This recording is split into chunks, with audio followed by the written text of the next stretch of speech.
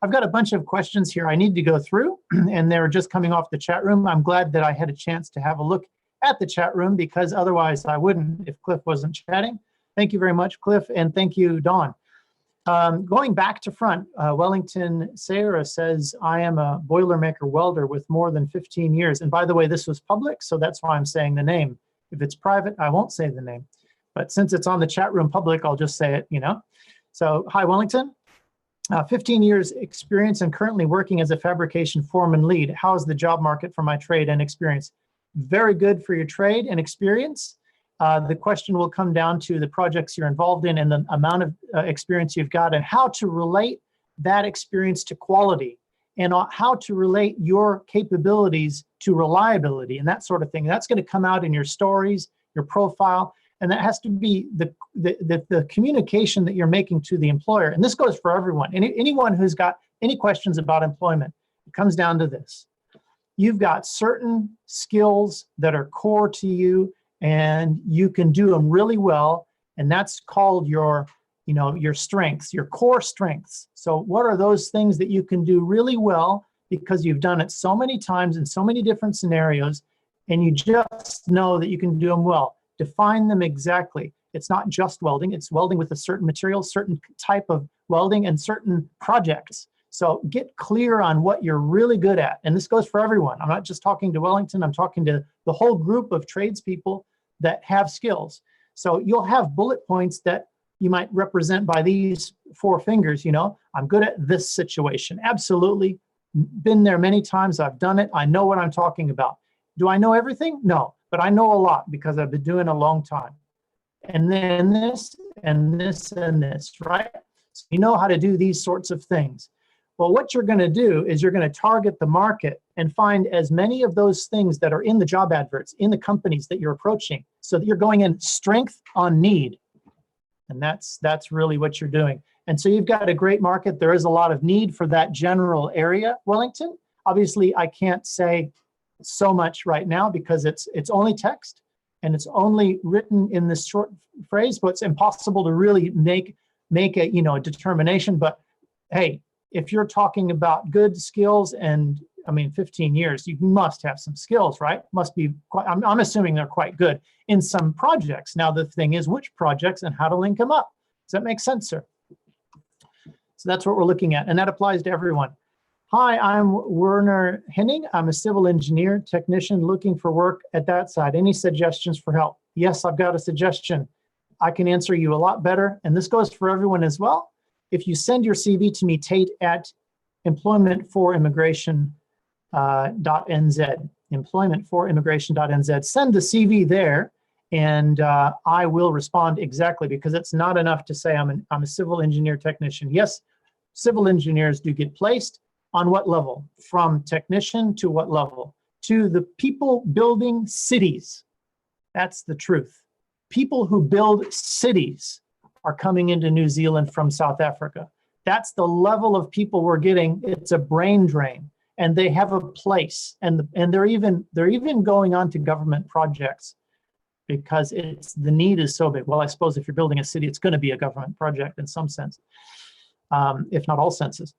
Next one was from Carol Ann, and that was, who are agents that are experienced in assisting with visa applications for people with a medical condition or concerns?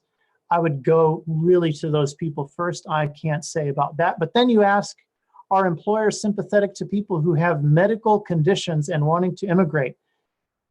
Employers are quite focused on, can you do the job safely? That's it. That's really it. And everything else is fine as far as most employers go. And that comes from a lot of experience engaging a lot of employers on a lot of issues, including, people taking different medications, people requiring different things and all that. They will adjust. They will adjust if you can do the work safely. In other words, they cannot, they're prohibited from. It's extremely risky for them to put you into a position where you could get hurt. In other words, it's on their shoulders. It's their responsibility to look at your condition, understand it, and look at the role you have to do, and make sure that you're not going to be put into harm's way with doing that. For example, bad back. For example, medication while driving. For example, yeah, these sorts of things. Maybe something with, some people have spasms or, come into some convulsions, this sort of thing, epilepsy or something. So they can't be in a place. Is epilepsy bad? No, not at all. How are the episodes? And, there's no blanket will not take you. It's not from that point of view. It's how does your condition fit to the role, and will they put you in harm's way, and can you do the role, obviously. That's the point of view. So I hope that settles it. I can't go into any more details, and I'm not a doctor, but that's what they'll be looking at. And we go up to one more question. Marie Nell, will a qualified auto electrician, auto technician with 10 years experience be able to land a job in South Africa, from South Africa, or is it best to go to New Zealand to a job hunt? Excellent question, Marie Nell. Now, some of those answers I've already given with Wellington, so I won't repeat those answers because a lot of them do apply to you. But you've added the additional point of, can you get a job from South Africa? And the answer is yes, but don't count on it. It's not the main thing. You need to, and this goes to everyone as well. And here's the thing. Since you're an auto electrician, that's hugely in demand, and also welders, boilermakers, hugely in demand. Most trade skills, hands-on, hugely in demand.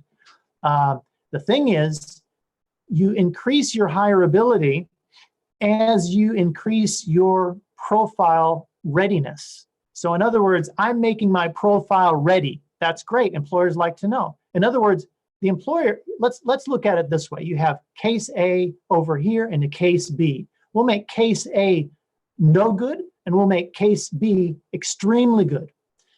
And we'll say it's qualified technical people who have trade skills, who are excellent at what they do, right? So they're in demand, high demand, right? Case A, person's not prepared, person's considering maybe New Zealand, person's waiting for a job offer, person says, I will take a job offer if one is given to me, and then I'll come to New Zealand.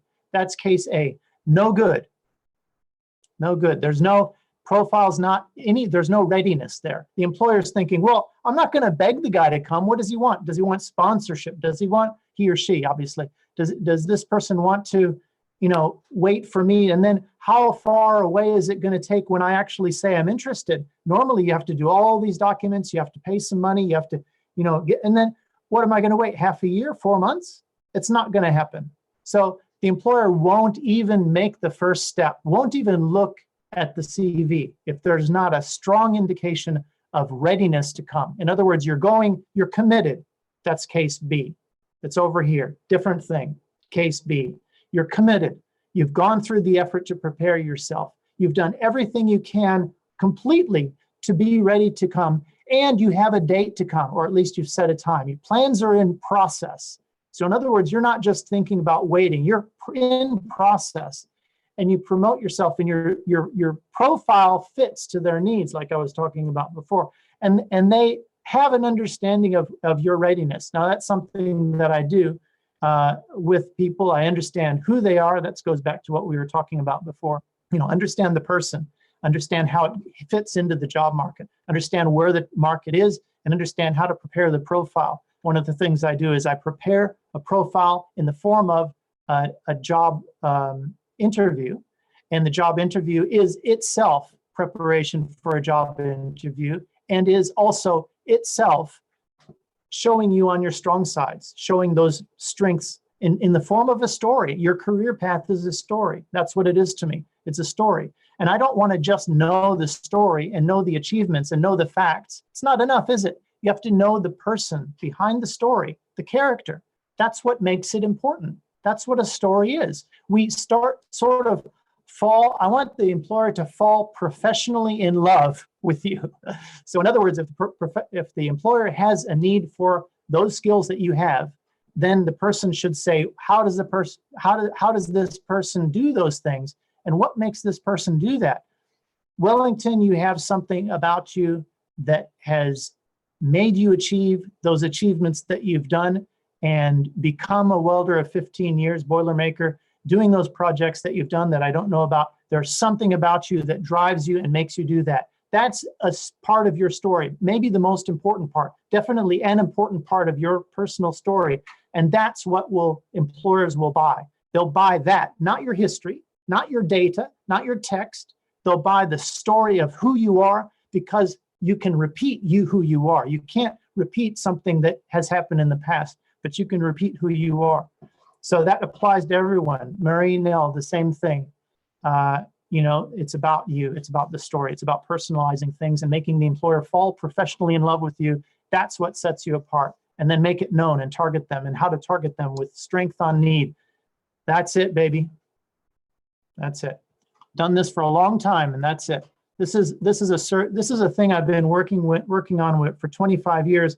I've been doing it in 11 years in recruitment, in job market, in the New Zealand job market, let's put it that way. And then 1 year here in the South African community. It does work for all you guys: civil, trades, management, upper management, lower management, people with skills on the tools, people with data. It works with everything, because it's the same principle. The same principle applies. That's really what it comes down to. And finally, one more question. We had someone from who addressed me personally, so I won't say the name. In fact, I didn't write it down up here anyway. I'm having trouble finding employment. I'm a qualified chef. Each application I've applied for, have all come back to say that I would need to be in New Zealand or have the full rights to do so. How do we do that? I've just explained how.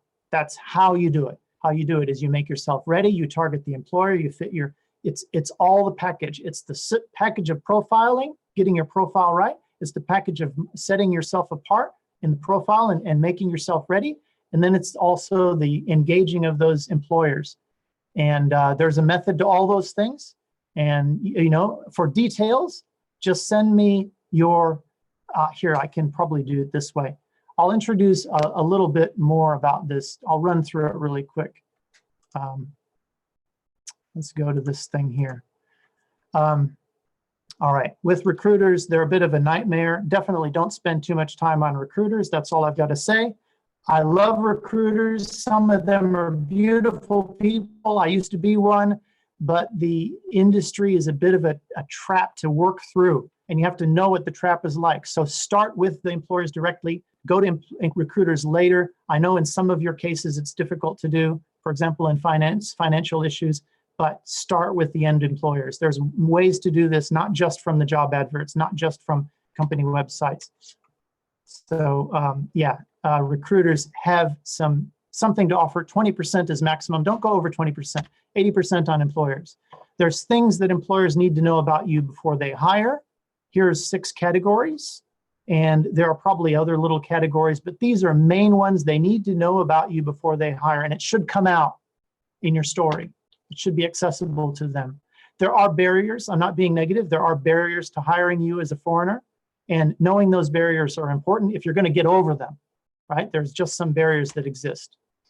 The job market is broken. If you apply to it directly, CVs to job offers from abroad, especially, even locally, you will have a lot of rejections, or you will just hear nothing back. And there are reasons for that. And that's here on this, generally, I mean, you're looking at here, I mean, you get kicked out right away because a junior's doing it, right? A junior's doing the initial vetting. You get kicked out because they see South Africa and they don't know what to do with it. And the senior's trying to look for the job for the person to work with. It's a broken system. So whose fault is it? I sort of have to blame the employers, although I understand that they do have pressures and they do have timelines. So, but I think if the employers would just break it down like this, okay, sometimes we're going to make this filter a cost-based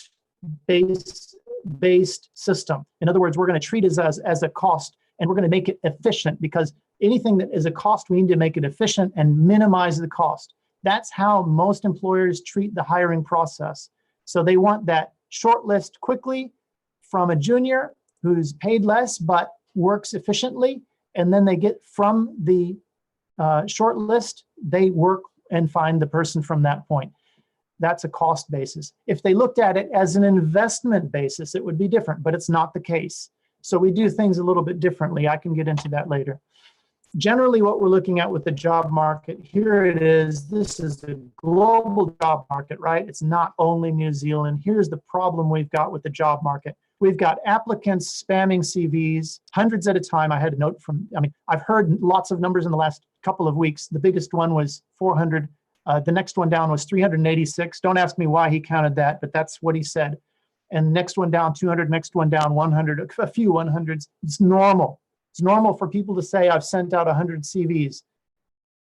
That's felt like spam from the employers. They're not personalized, they can't be. Employers in return bomb you with form letters, rejection notes, and that's just the fact. And the average of 7 seconds per CV, that's what they spend on your CV. That's what they spend on your CV. That's a global average. How are you going to connect with that? So don't play the job war. There are better ways to win.